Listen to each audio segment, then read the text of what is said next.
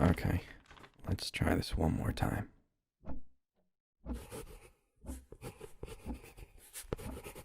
It seems that every town has that legendary neighbor.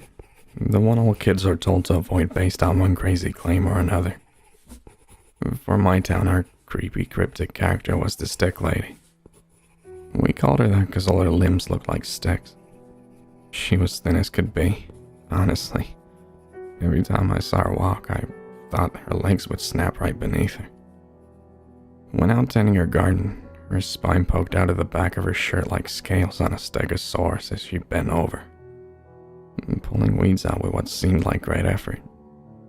Her hair was stringy and thin, and her sunken eyes frightened anyone who happened to look into them.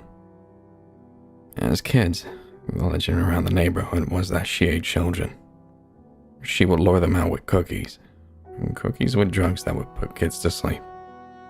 Once they were out, she would put them in the oven and roast them for dinner. It was a bit Hansel and Gretel, but no one ever said kids were original. They explained her tiny physique by saying that she hadn't been able to eat in a while, that kids had found out her secret and been keeping themselves safe, so she was starving. I laughed as long as kids were being cruel to someone other than myself, while the stick lady was made fun of for being too thin. I had the opposite problem. Chubby boys are giggled about in elementary school, and I tolerated that. But as it continued through middle school and into high school, I felt my insecurities growing to a size which I could not control. I know this can be a sensitive topic to some, and for that I'm sorry. And please, feel free to stop reading my story, but I feel to tell it properly. I need to explain that I developed an eating disorder. Anorexia nervosa, to be specific. It, unfortunately, was easy for me to dive into at first. I had no family but my mother, and she worked night and day to provide for us. That meant I ate alone most nights, and soon I began throwing out the dinners she would leave for me in the fridge instead of eating them. I would run instead, running until my head was spinning and I could barely stand. I'd skip breakfast, eat a few crackers and peanut butter for lunch, and occasionally snack at dinner. It was awful. Something I wouldn't wish on my worst enemy. The bigger problem was I felt worse and worse. People received my new body better and better. I was complimented on my weight loss. Girls started taking an interest in me, and the kids who once mocked me instead wanted to be my friend. Exercise became a compulsion, and soon enough I was running whenever I wasn't at school or sleeping. It was no surprise, though, when one day I was running along the sidewalk in my neighborhood. I fainted. 1 second my feet were moving, and then I could feel my vision blur, and the next I crumpled in on myself, collapsing the same way as a kid I thought the stick lady would. I don't know how long I was out, but when I came to, I heard someone calling my name. Andy. Andy, are you okay? The voice was gentle, not harsh and panicked as I would have expected. I opened my eyes, blinking a few times, willing them to stay focused on the face in front of me. And the second they did, I nearly passed out again. Standing above me was the stick lady, her sunken eyes peering into mine. I could feel her bony fingers grasping my arm, pulling me. Come on, Andy. Stand up, please. You've got quite a gash on your head. Let's get you inside and get it cleaned. I wanted more than anything to go home, but I was too weak to walk on my own. I felt myself relying on the stick lady to help me hobble forwards. I had fallen in front of her garden, and she must have been weeding and heard my fumble. As she led me into her home, my dazed mind wondered if I would meet my end once we got in. Would she roast me in her oven? She had done to other kids in the past. My heart began to race. Be it the malnutrition or the fear, but I found all rational thought leaving me as I entered the home of the woman I had spent my childhood running from. Once inside, she had me sit down at the kitchen table. "I'll be right back," she said. "Don't move. We don't need you taking another fall." After a few minutes, she returned with some bandages and an antiseptic. I sat there in the kitchen that haunted so many kids' dreams as the stick lady cleaned my wound. Something about her touch was so gentle and kind, so unlike the horrible ways her hands had felt in the nightmares I had about her as a kid. "Tell me, Andy," she said, finishing wrapping my head in some gauze. "What happened to you? You look unwell, and I don't just mean that right now. I've noticed a change in you." She paused.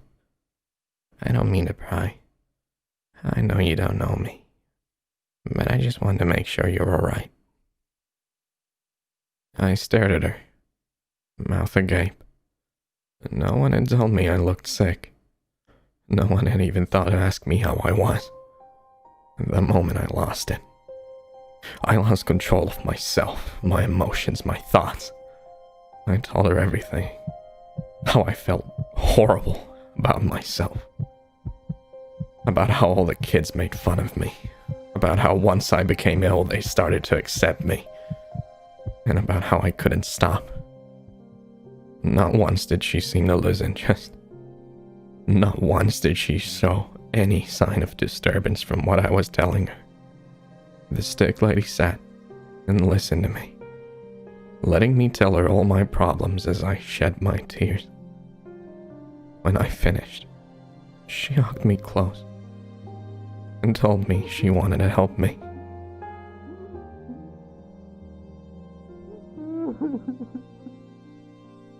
It's okay," I said. "There's not much you can do." "No, Andy, you don't understand.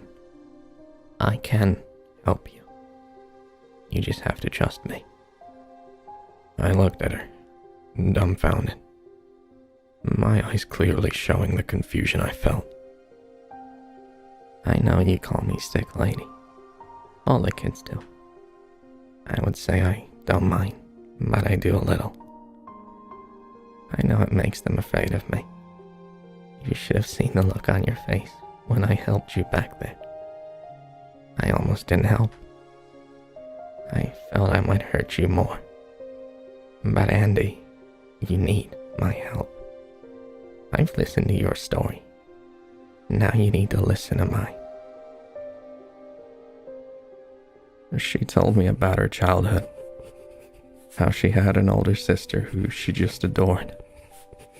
Her sister, Mary, doted on her for as long as she could remember. Mary was beautiful, but nothing was ever good enough. As Mary got older, the stick lady noticed her changing similarly to how I had.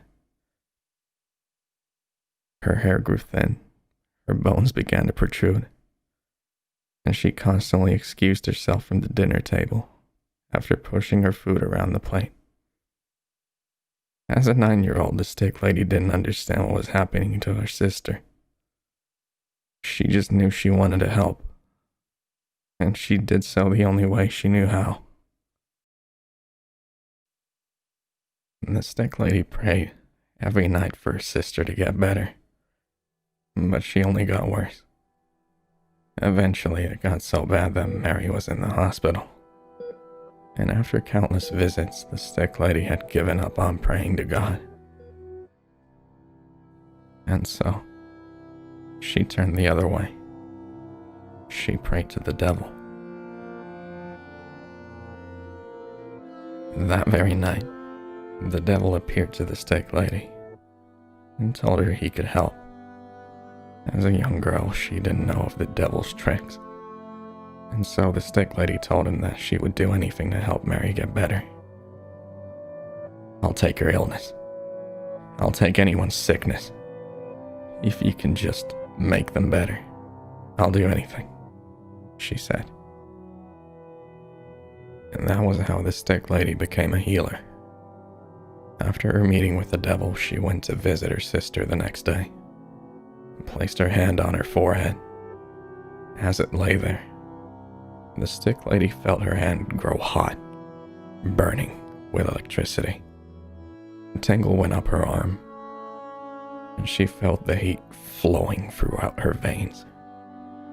Then, suddenly as it began, it stopped, and she removed her hand from Mary's forehead. A few weeks later, Mary had made a miraculous recovery, and after some time in a rehabilitation program, she was able to return home.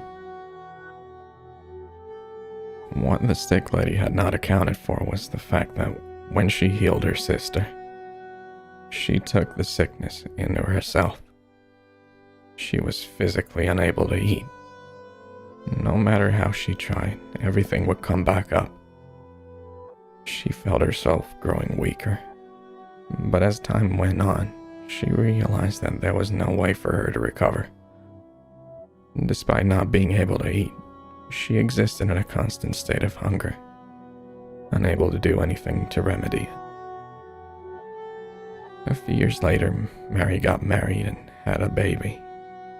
The stick lady loved this baby. And although she refused the role of godmother, as she didn't feel holy enough, she spent every moment she could with their niece, Abigail. 3 short years into Abigail's life, she developed leukemia. Mary was devastated, and the stick lady knew she had to try and help. One night, after Abigail had fallen asleep, the stick lady placed her hand on her forehead, and once again felt the electricity coursing throughout her body. This time the healing took longer, and the stick lady was exhausted afterward. But she knew it would work. Sure enough, after Abigail's next doctor's appointment, Mary called her in a burst of joy, exclaiming that by some miracle the cancer was gone. The stick lady praised the Lord with her sister, but knew better than to truly believe it. After all, she knew that the Lord didn't do miracles, but the devil would, at a cost. The stick lady didn't tell Mary that after her next doctor's appointment, she had come home with a diagnosis all too familiar to her. I listened intently as the stick lady told me of all the people she healed, and all the burdens she carried. With each one, she felt her body growing more and more exhausted. But she knew the health of others was worth the pain. After all, she had promised her soul to someone already, and she felt she might as well do some good while she was still on earth. Most of me wanted to laugh, wanted to say it was total bullshit, but deep down, I knew it wasn't. The sincere look in her eyes told me she wasn't crazy, and as if that wasn't enough proof for me, I had more to come. As I sat in that kitchen chair, the stick lady placed her hand under the gauze on my forehead, directly over the cut on my head. She closed her eyes, breathing deeply as she let the devil do his work. I felt a pain in my body, a rushing of heat flowing from my feet throughout my chest and up into my head. I wanted to scream, but in an instant, it was gone. As the stick lady removed her hand from my head, she let out a deep sigh. I reached up to where her palm had laid, feeling nothing but smooth skin underneath the bandage. I rushed to the bathroom and took it off, seeing blood on the gauze but no source on my head.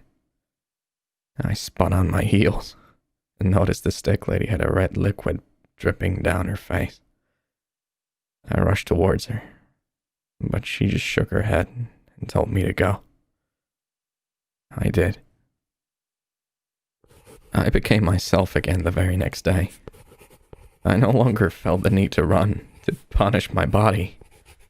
I was able to eat, to enjoy every bite I took.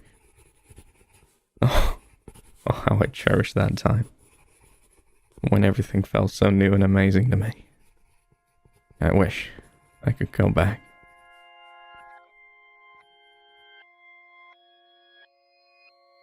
I read in today on some towny Facebook page that the stick lady had died, alone in her room.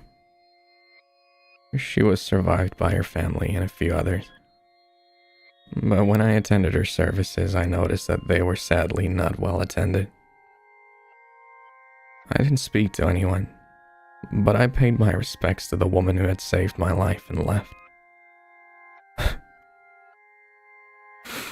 Wiping the tears from my eyes as I did. I would have ended my story here if I hadn't felt an inescapable urge to run that night. I was sitting down to dinner when the food disgusted me. I threw it out without a second thought, put on my sneakers, taking off down the sidewalk at a pace I hadn't achieved in years. I thought this shift in behavior was odd, but figured it was just me feeling grief.